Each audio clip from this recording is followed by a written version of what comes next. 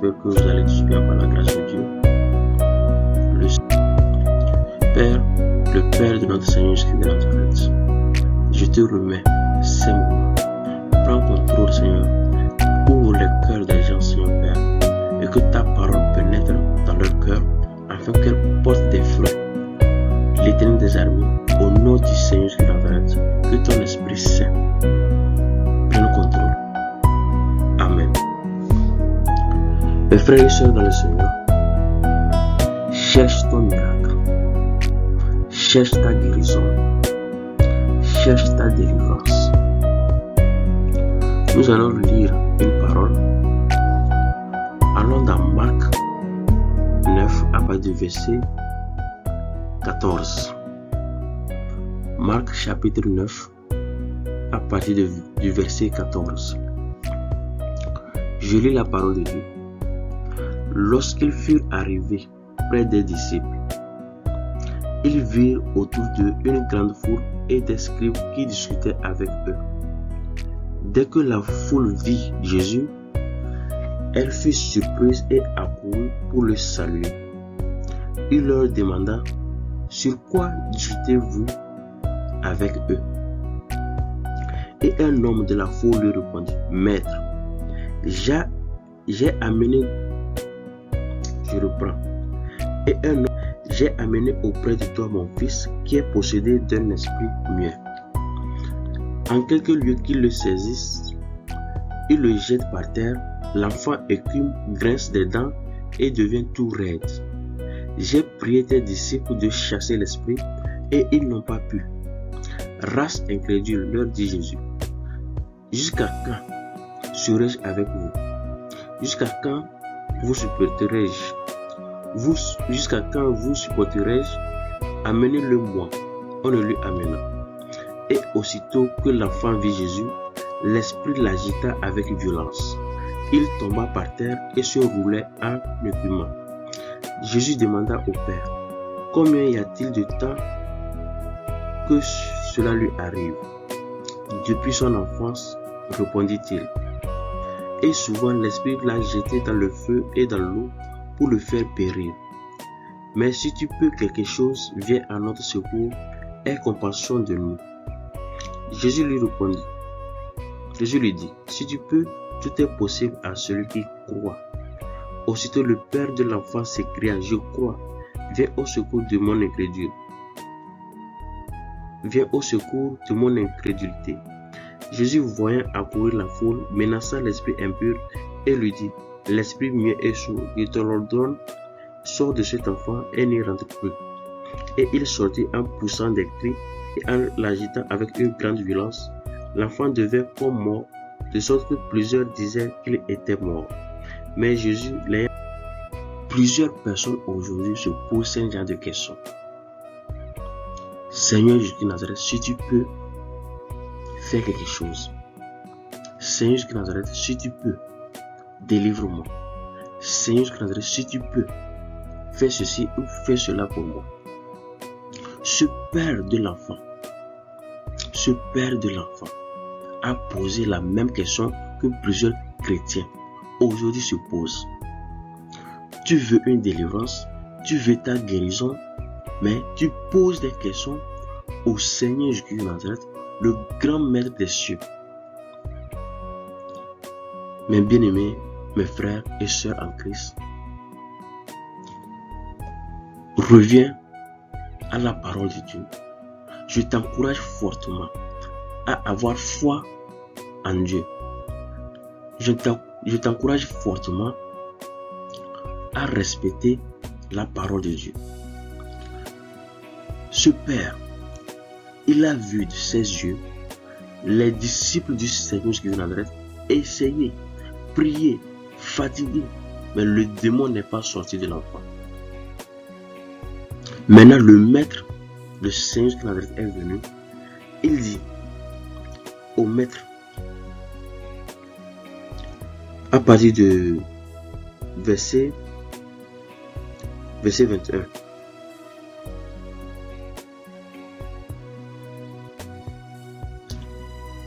Jésus demanda au Père: combien y a-t-il de temps que cela lui arrive?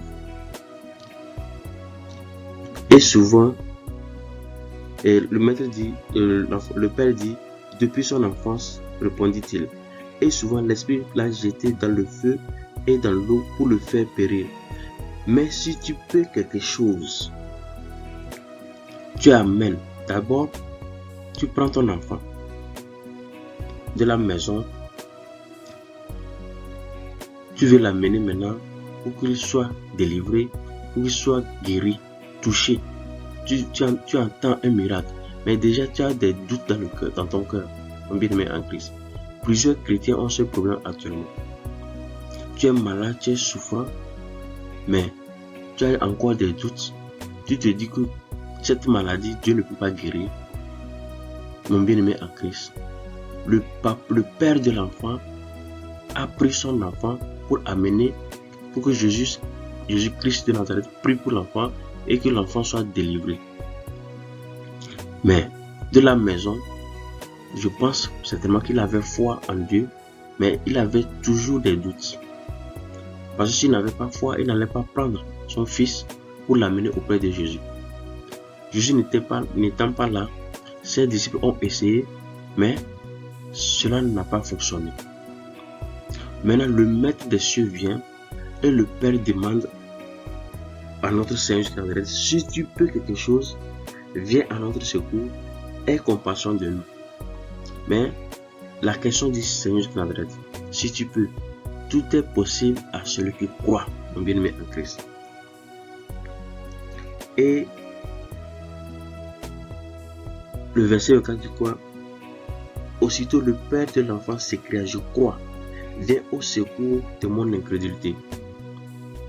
Mon bien-aimé en Christ, toi qui m'écoutes actuellement, si tu crois que Jésus-Christ de Nazareth peut te délivrer, si tu crois que le Seigneur peut te guérir, je l'ordonne maintenant, au nom du Seigneur de Nazareth, sois délivré de ta maladie, sois délivré de tes attaques nocturnes, sois délivré et guéri immédiatement au nom du Seigneur de Nazareth. Si tu crois dans ton cœur que le Seigneur de Nazareth peut tout faire, mon bien-aimé en Christ, tout ce que tu as comme problème ce matin, le Seigneur de Nazareth met fin à cela. Demande pardon au Seigneur de Nazareth. Pardonne-moi, comme ce père qui vient de demander pardon. Il dit, pardonne-moi mon incrédulité. Mon bien-aimé en Christ, je te le dis, sincèrement, c'est le problème des chrétiens. C'est le problème des croyants. Nous voulons des miracles, mais on ne croit pas aux miracles. Nous voulons des guérisons, mais nous ne croyons pas à la délivrance. Nous voulons que les gens prient pour nous, mais on ne croit pas qu'on peut obtenir des guérisons, des délivrances. On a toujours des doutes, mon bien-aimé en Christ. Cela ne marche pas. Si tu n'as pas une foi ferme, mon bien-aimé en Christ, tu ne peux pas obtenir ton miracle. C'est impossible. Impossible sans foi. Il faut croire d'abord que le Seigneur Jésus Nazareth peut te délivrer. Il faut croire d'abord que le Seigneur Jésus Nazareth peut te guérir. Cherche ton miracle en ayant foi en Dieu. Cherche ta guérison en ayant foi en Dieu. Cherche ta délivrance en ayant foi en Dieu au nom du Seigneur de Nazareth. Jésus-Christ de Nazareth a menacé et l'esprit est sorti en criant. Les disciples étonnés viennent auprès du Seigneur lui poser cette question. Pourquoi n'avons-nous pas pu chasser cet esprit? Pourquoi ils n'ont pas pu chasser cet esprit, délivrer l'enfant? Parce qu'eux-mêmes, ils étaient étonnés. Ils étaient à côté du maître. Ils mangeaient avec le maître. Ils faisaient tout avec le maître. Ils avaient Christ en eux. Ils étaient toujours ensemble. Mais ils n'ont pas pu délivrer l'enfant. Mon bien-aimé en Christ, tu peux accepter le Seigneur de Nazareth. Tu peux marcher avec le Seigneur de Nazareth. Mais s'il te manque quelque chose, tu ne peux pas faire des miracles, tu ne peux pas produire des miracles dans la vie des gens, tu ne peux pas prier pour des gens pour qu'ils reçoivent leur guérison. Tu ne peux rien faire, mon bien-aimé en Christ. Il faut croire que tout ce que tu dis va s'accomplir au nom du Seigneur Jésus de Nazareth. Jésus a répondu à ses disciples, cette espèce d'esprit ne sort que par la prière. Le miracle ne vient pas lorsque tu es couché, lorsque tu attends que quelqu'un prie pour toi, lorsque tu attends que quelqu'un prie pour toi, mon bien-aimé en Christ. Le miracle, c'est lorsque tu pries. Le miracle, c'est lorsque tu crois au Seigneur qui Nazareth. Le miracle, c'est lorsque tu marches selon la parole de Dieu. Ta délivrance, ta guérison, tu as des mots incroyables. Même les médecins ont dit des choses, mon bien-aimé en Christ. Tout est encore possible. Tout est possible à celui qui croit. Tout est possible à celui qui croit. Si tu crois dans ton cœur que le Seigneur qui Nazareth peut te guérir, mon bien-aimé, tu es guéri. C'est pas que tu seras guéri, tu es guéri. En écoutant ce message ce matin, mon bien-aimé, je t'en prie, au nom du Seigneur Jésus de Nazareth, aie la foi en Dieu et en notre Seigneur Jésus de Nazareth, le grand maître des cieux, le Dieu créateur du ciel et de la terre, et de tout ce qui existe sur la terre.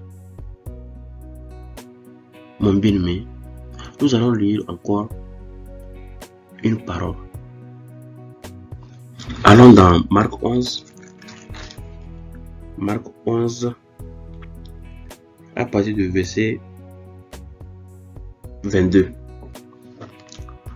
Marc 11, verset 22. Je lis la parole de Dieu. Jésus prit la parole et leur dit, ayez foi en Dieu.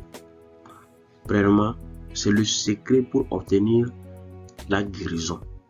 Le secret pour obtenir son miracle. Le secret pour obtenir sa délivrance. Mes frères et sœurs en Christ, c'est le secret spirituel que j'apporte ce matin. Le secret spirituel, même tes ennemis, tous ceux qui t'entourent, mon bien-aimé en Christ, ne pourront rien faire si tu as ce secret spirituel. Jésus prit la parole et leur dit, 1. Ayez foi en Dieu. La première des choses, c'est la foi en Dieu. Si tu n'as pas foi au Dieu des esprits, le Père, le Dieu vivant, le Très-Haut, si tu n'as pas foi en lui, mon bien-aimé en Christ, tout ce que tu fais, tu n'auras pas de résultat. Mon bien-aimé, premièrement, ayez foi en Dieu. Je vous le dis en vérité, si quelqu'un dit à cette montagne, ôte-toi de là et jette-toi dans la mer, et s'il ne doute point en son cœur. Deuxièmement, ne doutez point. Deuxièmement, ne doutez point. Donc, le secret spirituel, premièrement, ayez foi en Dieu. Deuxième, ne doutez point dans vos cœurs. Ne doutez point dans vous. Il le verra s'accomplir. Donc, les secrets spirituels actuellement, c'est croire. Ayez foi en Dieu. Ne point douter. Et croire que tout ce que vous demandez, vous le verrez s'accomplir. Ayez foi en Dieu, ne doutez point et croire que tout ce qu'on demande à notre Seigneur de Nazareth, nous verrons cela s'accomplir. C'est pourquoi je vous dis, tout ce que vous demanderez en priant, croyez que vous l'avez reçu et vous le verrez s'accomplir. C'est pourquoi je vous dis, tout ce que vous demanderez en priant, croyez que vous l'avez reçu et vous le verrez s'accomplir. Amen. Mon bien-aimé en Christ, nous avons vu comment ce Père a posé cette question. Parce qu'il a vu que ses disciples ont prié, ont essayé de chasser le démon, mais le démon n'est pas sorti. Lorsque le maître est venu, il demande maintenant au maître, si tu peux faire quelque chose. Si tu peux faire quelque chose, c'est-à-dire, autrement dit, toi tu essaies. Si ça marche, si le démon sort, c'est bien. Donc il a déjà le doute dans son cœur. Il doute déjà. Il doute du Seigneur Jésus de Nazareth. Donc toi aussi, tes disciples ont essayé. Fais quelque chose, si tu peux. Mais Jésus dit quoi? Si tu peux, tout est possible à celui qui croit. Autrement, Jésus-Christ est en train de dire à ce Père, crois en moi. Crois en moi, je suis le maître. Tu n'es pas venu chez moi au hasard. Tu es venu parce que tu veux être guéri. Tu veux recevoir ta guérison. Tu veux recevoir ta bénédiction. Tu veux recevoir ta délivrance, mon bien-aimé en Christ. Venez à moi, vous tous qui êtes fatigués, et je vous donnerai du repos. Le Seigneur a dit cela dans sa parole. Il a dit cela. Mon bien-aimé en Christ, ayez foi en Dieu. Ne doute point dans ton cœur. Crois que tout ce que tu demandes au Seigneur de Nazareth, car rien n'est impossible au Seigneur de Nazareth, tu le verras s'accomplir. Le miracle de Dieu, ce n'est pas de la magie. Dieu fait toutes choses selon sa volonté. Tu peux prier aujourd'hui pour ta guérison. Tu peux recevoir, il est possible de recevoir ta guérison immédiatement. Mais il est aussi possible de recevoir ta guérison dans une semaine, dans un mois, dans une année, selon le bon vouloir de l'Éternel, selon sa volonté. Attends ton miracle, attends ta délivrance, mais crois surtout, c'est ce qui est important.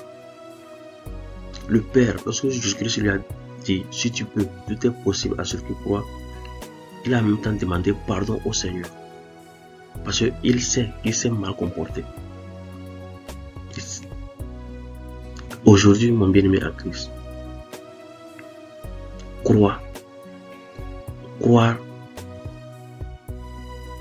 avoir la foi en Dieu, c'est très important. Ne jamais douter. Ne jamais douter, mon bien-aimé en Christ. Parce que le doute vient de l'ennemi. Douter vient de l'ennemi. Lorsque tu pries, tu demandes au Seigneur de Nazareth, tu finis de prier et tu attends quelque chose parce que ce que tu as demandé au Seigneur, est-ce que cela va s'accomplir? Déjà, c'est le doute, mon bien-aimé en Christ. Il te le demande. Lorsque tu demandes au Seigneur de Nazareth, crois seulement et ne doute pas. Attends cela. Attends, aie la foi en Dieu. C'est très important. Père, merci pour cette parole. Étends ta main dans la vie de tout un chacun de nous, Seigneur. Purifie nos cœurs.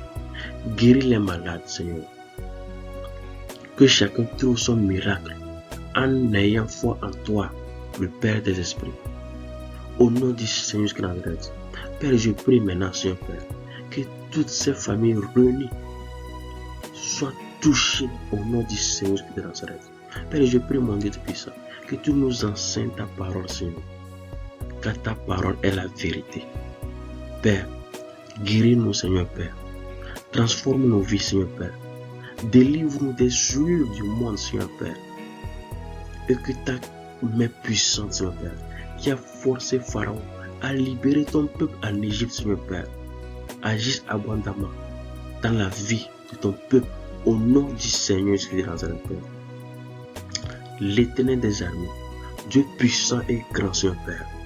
Père, je crois, Seigneur Éternel des armées, qu'une personne va se mettre en genoux, commencer par appeler le nom du Dieu vivant, du Dieu d'Abraham, d'Isaac et d'Israël, Seigneur.